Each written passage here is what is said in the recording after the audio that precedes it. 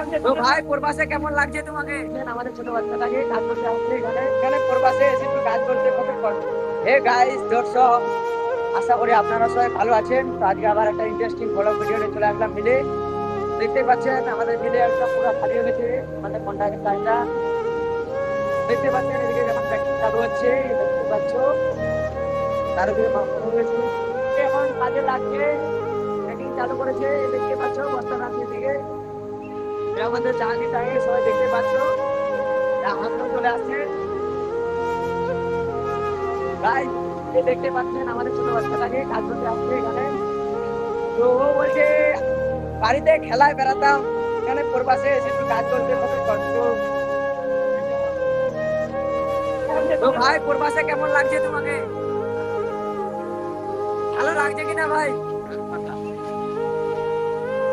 Guys দেখতে পাচ্ছেন মিলটা খালি হয়ে গেছে গাইস।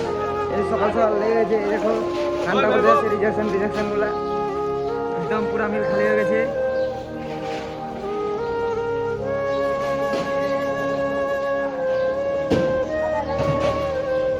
তো ওইদিকে রিজেকশন 2 নম্বর কাটা করতে হবে, এগুলো কাটা করতে যাচ্ছে। দেখো মিলটা কতগুলো মেশিন লাগা আছে এখানে।